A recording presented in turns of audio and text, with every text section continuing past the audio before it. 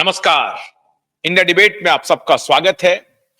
आप जिस बात के लिए इंतजार में होंगे, दिन भर आप प्रतीक्षारत होंगे, हम भी लगातार शाम तक प्रतीक्षारत थे और ये लगभग 5 बजे तक अदालत में हमारे सभी एडवोकेट्स, सीनियर एडवोकेट्स मोर्चे पर जुटे हुए थे और एक हियरिंग के बाद दूसरी में, दूसरी से तीसरी में कई आज डेट्स लगे हुए थे।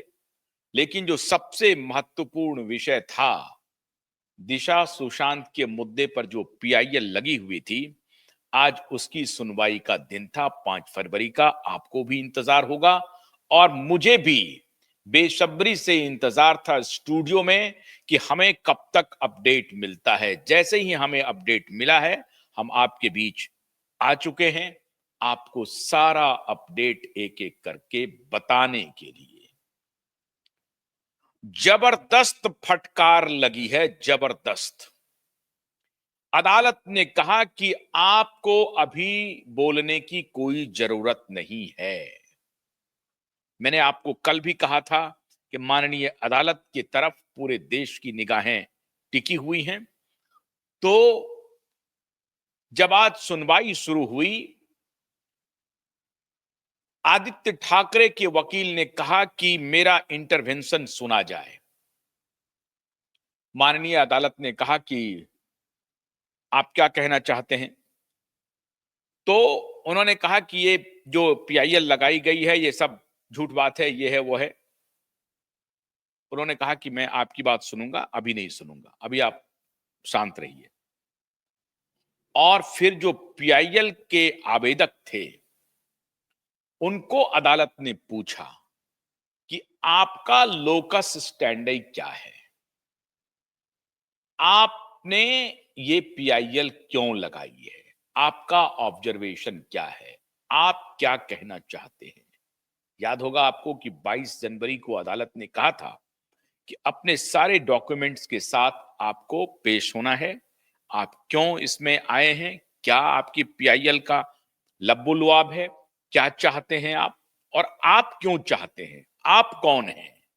ये पूछा गया, अदालत ने पूछा। और जब हमारे वकील साहब ने कहा कि हम कौन हैं, हमारी क्या भूमिका है, अदालत ने पूरी गंभीरता से उनकी बात को सुना और स्वीकार किया कि हां, you are somebody in this case and we are here to listen you. साफ साफ अदालत ने कहा। बिल्कुल पहले ऐसा लगता था कि कोई पीआईएल किसी ने लगा दिया है, यूं ही लग गई है बात। ऐसा नहीं है। वकील साहब ने इधर से दिशा और सुशांत के तरफ से जो पीआईएल के लिए अपियर हो रहे थे, जब आदित्य ठाकरे के वकील ने इंटरवेंशन किया, एडवोकेट नीलेश ओझा वहां मौजूद थे और उन्होंने ऑब्जेक्शन ले लिया। ऑब्जेक्शन लेते ही उन्होंने कहा कि साहब, ये मिलॉर्ड, ये इनके खिलाफ आरोप है, इनको सुनने की आवश्यकता नहीं है जब तक कि आप मेरी सारी बात सुन ना लें। और उसके बाद उन्होंने अपनी दलील शुरू की। नीलेश ओझा ने कहा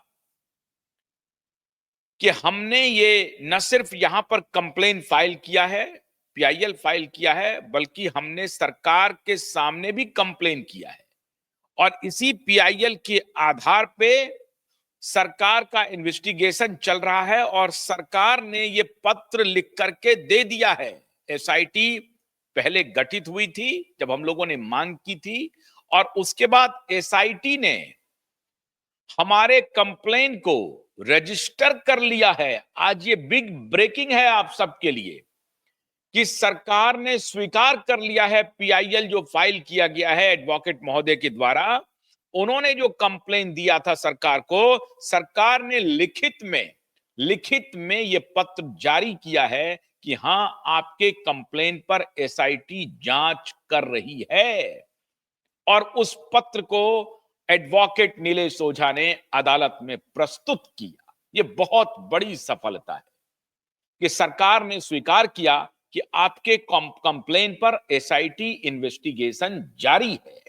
मैंने आपको बताया था ना कि एसआईटी एक्टिव हो चुकी है, एसआईटी अपना काम कर रही है। तो एसआईटी की बातें पब्लिक डोमेन में आए ना आए, आप निश्चिंत रहिए, एसआईटी अपना जांच कर रही है। और इसकी संस्तुति सरकार ने लिखित रूप से एडवोकेट नीलेश ओझा को पत्र देकर के कर दिया, और वो पत्र नीलेश ओझा ने आज अदालत में प्रस्तुत भी कर दिया। ये बहुत बड़ी सफलता है, बहुत बड़ी सफलता। फिर ये बात हुई कि साहब आदित्य ठाकरे के वकील ने कहा कि ये झूठा चार्ज हमारे ऊपर लगाया जा रहा है, वो सुसाइड था और उसे मर्डर बताया जा रहा है। नीलेश ओझा ने कहा कि वो सुसाइड नहीं है, it was a cold blooded murder. ये अदालत में बहस हो रही है। उन्होंने कहा कि it was a cold blooded murder, ये जघन्य हत्या है, जघन्य हत्या। और अदालत ने कहा कि ठीक है, अगर आप ये कह रहे हैं कि जघन्य हत्या है, तो उसको हम सबसे पहले सुनेंगे, आपके आर्गुमेंट को पहले सुनेंगे। सीबीआई भी वहां मौजूद थी, सीबीआई के वकील भी वहां मौजूद थे। उन्होंने कहा है कि पीआईएल की कॉपी मुझे भी दी जाए। आपके जो आरोप हैं, या आपने जिन जिन बातों का जिक्र किया है अपने पीआईएल में, जो केस आपने किया है, उसकी एक कॉपी मुझे भी दी जाए। सीबीआई को भी वो कॉपी मुहैया कराई एडवोकेट नीलेश ओझा ने। और आज अपने सभी साथी, कनिष्ठ, वरिष्ठ, समकक्ष सभी वकीलों के साथ आज नीलेश ओझा स्वयं मौजूद थे अदालत में, और वो स्वयं अपना तर्क रख रहे थे। पिछली बार 22 जनवरी को तो नीलेश जी थोड़ा विलंब से पहुंचे थे, तो वो अपनी बात नहीं रख पाए थे, लेकिन आज नीलेश ओझा स्वयं मौजूद थे कोर्ट परिसर में, और वो जिरह कर रहे थे, अपने तर्क प्रस्तुत कर रहे थे। उन्होंने कहा कि ये कोल्ड ब्लडेड मर्डर है, जिसे कि सुसाइड का रूप दिया जा रहा है। और उन्होंने पूरे इन्वेस्टिगेशन पर तब के तत्कालीन जो पुलिस ऑफिसर्स थे, या जो कुछ भी पुलिस इन्वेस्टिगेशन हुआ था, उसके ऊपर बहुत बड़ा सवाल उठाया। अदालत ने बहुत गंभीरता से उन सारे सवालों को सुना। फिर अदालत ने कहा कि ये इंटरवेंशन क्यों फाइल कर रहे हैं, आपको क्या इंटरवेंशन क्यों फाइल कर रहे हैं? अगर आपने कुछ नहीं किया है तो आप शांत रहिए साहब। ये ऑब्जर्वेशन था अदालत का। और यही तर्क जो है, ये नीलेश ओझा दे रहे थे। एक तो इनकी सुनने की कोई जरूरत नहीं है, हमने जो आरोप लगाए हैं उसके जांच के ऑर्डर दें, अदालत जांच का ऑर्डर दे, और ऑलरेडी एसआईटी जांच कर रही है, इसका भी हमारे पास प्रूफ आ गया है। सरकार ने लिखित रूप से हमें यह बता दिया है कि हम जांच कर रहे हैं, और आपके कंप्लेन पर जांच कर रहे हैं। एसआईटी जब गठित हुआ था, तो आपको याद होगा उस वक्त भी हम लोगों ने, जब सिटीजन कोर्ट ऑफ इंडिया हम लोगों ने लगाई थी, उसके बाद एसआईटी की ऑफिसर की घोषणा हुई थी, उनके नाम की घोषणा हुई थी। एसआईटी का गठन 2022 में ही हो गया था, लेकिन एक साल तक सरकार चुप रही।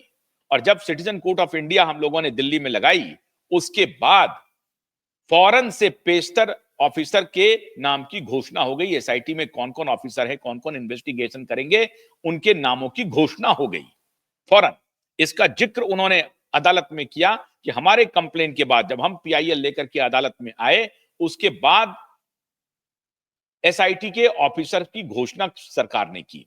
और अब तो सरकार ने लिखित रूप से दे दिया है कि हां, supreme court high court litigant association की तरफ से जो हमें कंप्लेन मिला था, उस कंप्लेन को एसआईटी ने अपने जांच के घेरे में ले लिया है, और उस पर इन्वेस्टिगेशन जारी है।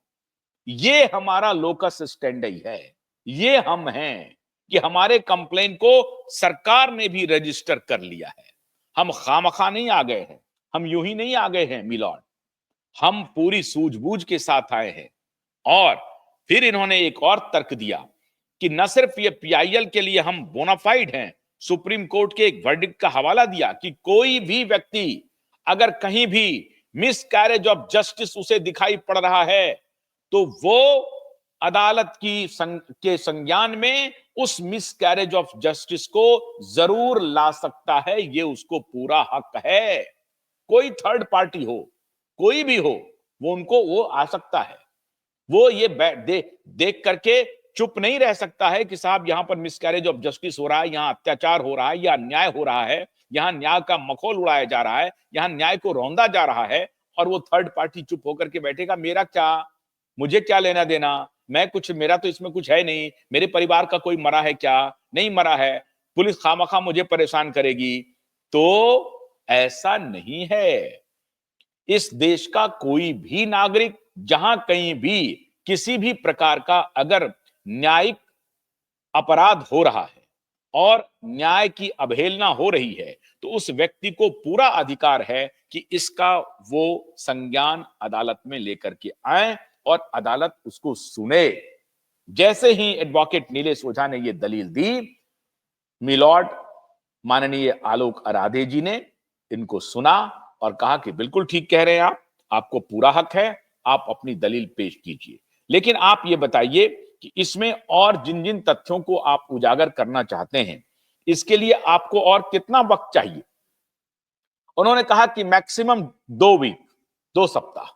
बोला अच्छी बात है, तो आज या कल में आपको फिर तारीख मिल जाएगी और 2 सप्ताह के अंदर हियरिंग ये हो जाएगी। तो ये है अदालत का अप्रोच। अदालत जिस तरह से काम कर रही है इस केस में, पहली बार ऐसा लग रहा है कि दिशा सुशांत के मामले में न्याय की उम्मीद जग गई है। एसएसआर वॉरियर, ये लड़ाई थोड़ी लंबी चली जरूर है, लेकिन चल रही है और हम लड़ रहे हैं और जीतेंगे भी। ये ध्यान रखिए कि जीतेंगे भी। जो लोग ये अभी भी अदालत में बड़ी मजबूती से कह रहे हैं कि इट वॉज ए सुसाइड, वो गैंग रेप का मामला है, वो ब्रूटल मर्डर का मामला है, और उसको कहा जा रहा है कि इट वॉज ए सुसाइड। शर्म नहीं आ रही है उनको? तो अभी दूध का दूध पानी का पानी हो जाएगा अदालत में। अब इसकी पेचीदगी देखिए, सरकार ने स्वयं स्वीकार कर लिया है कि इन्वेस्टिगेशन चल रही है, इधर अदालत में हियरिंग चल रही है, और हमारे वकील ये जरूर मांग करेंगे अदालत से कि आप सरकार को निर्देश दें कि आप अपनी स्टेटस रिपोर्ट, इंक्वायरी जांच की जो इन्वेस्टिगेशन की स्टेटस रिपोर्ट है वो पेश करें कि कहां तक आपकी जांच पहुंची है, या आप केस को कंक्लूड करने की स्थिति में पहुंच गए हैं। अगर आप केस को कंक्लूड करने की स्थिति में पहुंच गए हैं तो अपना कंक्लूजन हमें दें, और अगर नहीं कंक्लूड करने की स्थिति में पहुंचे हैं तो यह बताएं कि कब तक आप कंक्लूजन की स्थिति में पहुंचेंगे। ये सारे निर्देश आ सकते हैं, जो अभी तक कहीं कोई इसकी सुनवाई नहीं थी, कोई सुनने वाला नहीं, कोई देखने वाला नहीं, कोई प्रतिक्रिया देने वाला नहीं।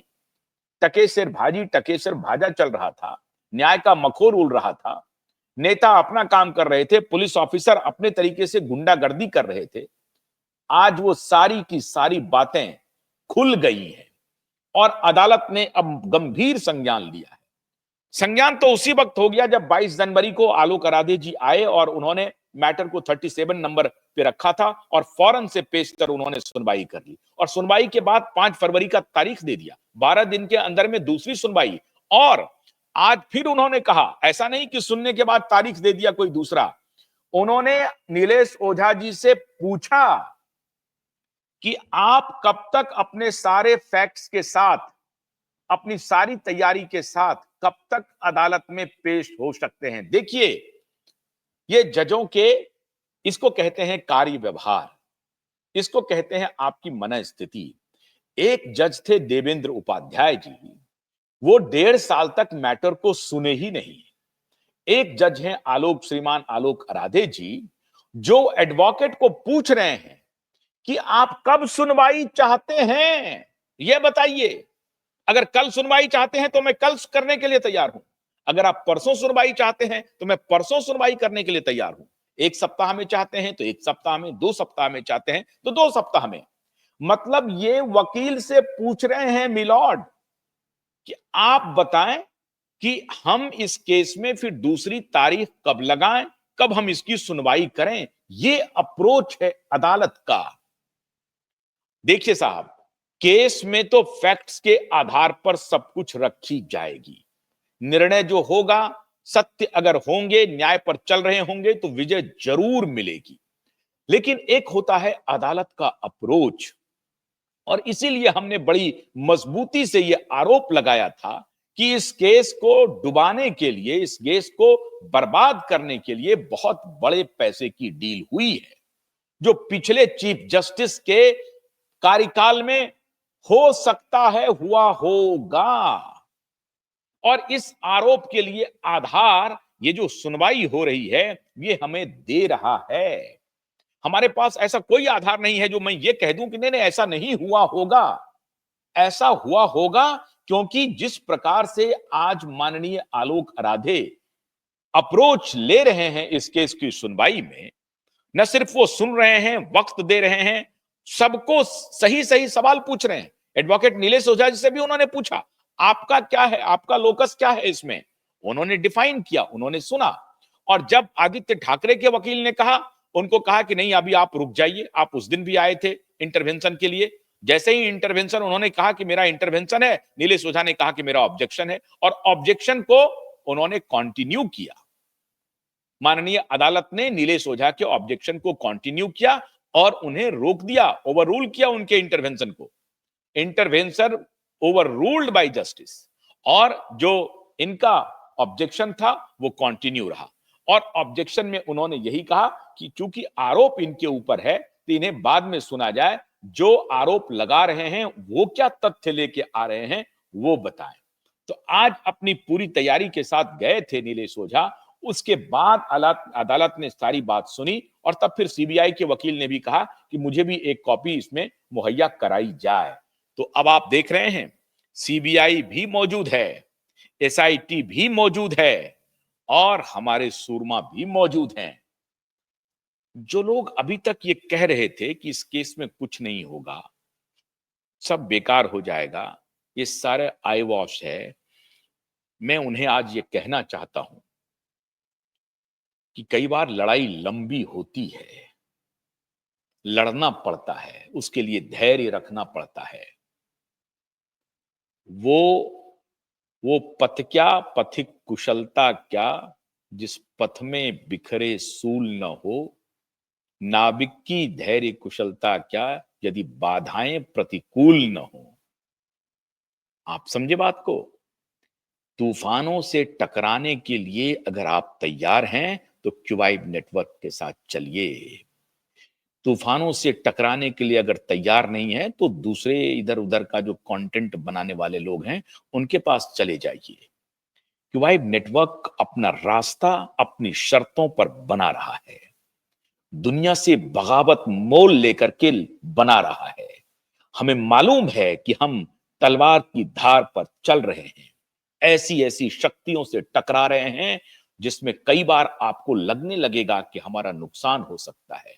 लेकिन जब आप सर पे कफन बांध लेंगे और न्याय की लड़ाई के लिए निकल पड़ेंगे तो पूरी कायनात आपके साथ खड़ी होगी, वक्त जो लग जाए।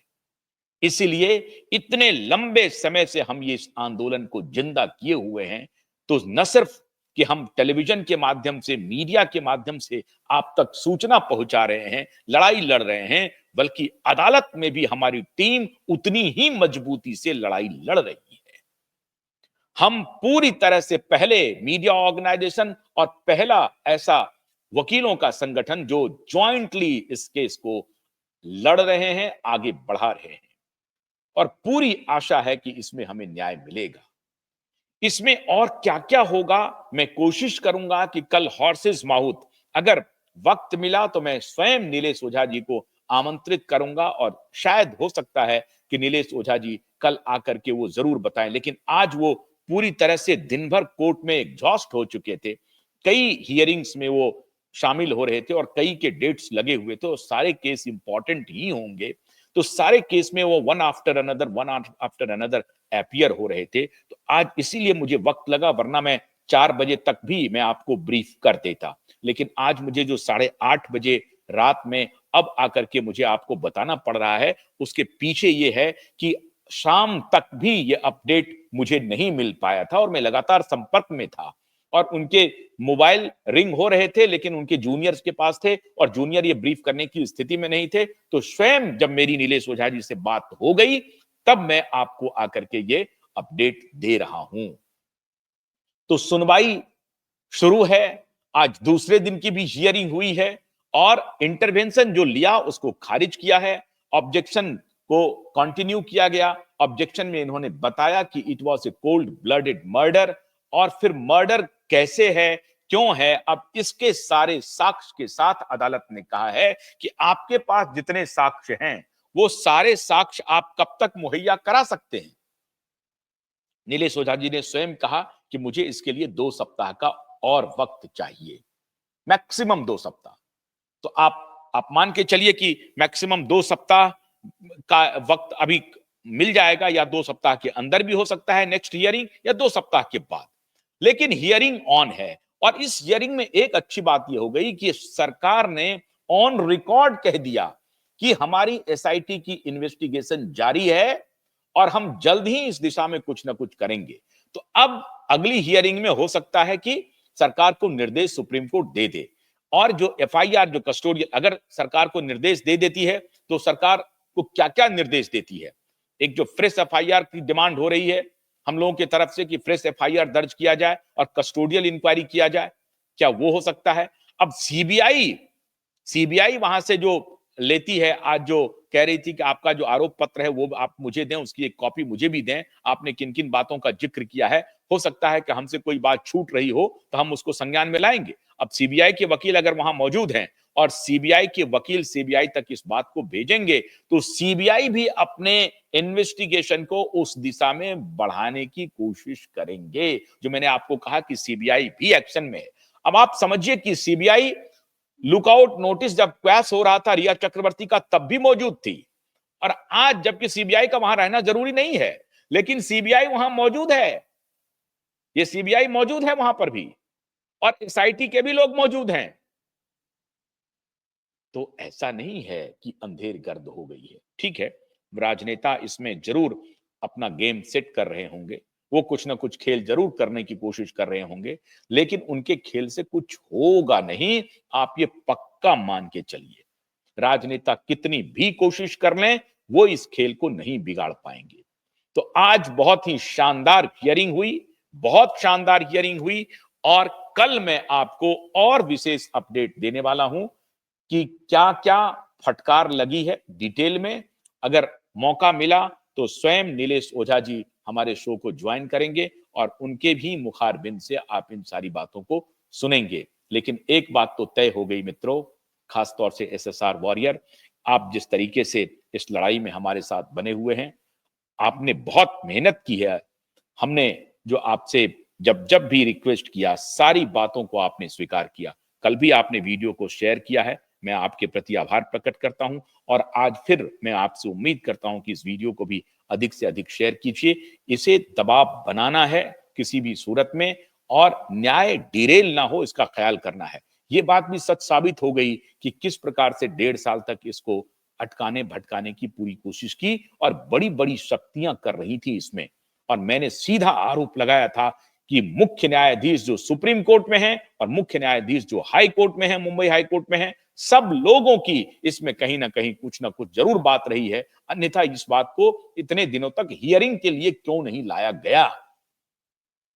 नहीं तो वो स्पष्ट कर दें कि उनकी क्या मजबूरी थी। कुछ ना कुछ तो मजबूरियां रही होंगी, वरना यूं ही कोई बेवफा नहीं होता। यहां तो बेवफा वाला मामला नहीं था, यहां तो वफा निकाला जा रहा था, अपने मित्रों के प्रति वफादारी निभाई जा रही थी, दोस्ती दोस्ती का संबंध, दोस्ती का रिश्ता निभाया जा रहा था, क्योंकि सतीश मान सिंधे को हटा करके अभिनव चंद्रचूड़ आ रहे थे, तो नई नई दोस्ती चल रही थी वहां पर साहब। खैर, ये सब बात तो अब बीत गई, जो बात गई। अब तो नई कहानी शुरू हो गई है, नई पटरी पर हम लोग हैं, न्याय की पटरी पर हैं, हमें न्याय जरूर मिलेगा। तो कल का इंतजार कीजिए, अगर नीलेश जी को मौका मिलता है तो वो आएंगे, वरना और हम ज्यादा बारीकी से सारी बातों को समझ करके कल मैं विस्तार से आपको बताऊंगा कि क्या क्या कोर्ट में हुआ। तो आज बस इतना ही। आशुतोष पर मत दीजिए। नमस्कार।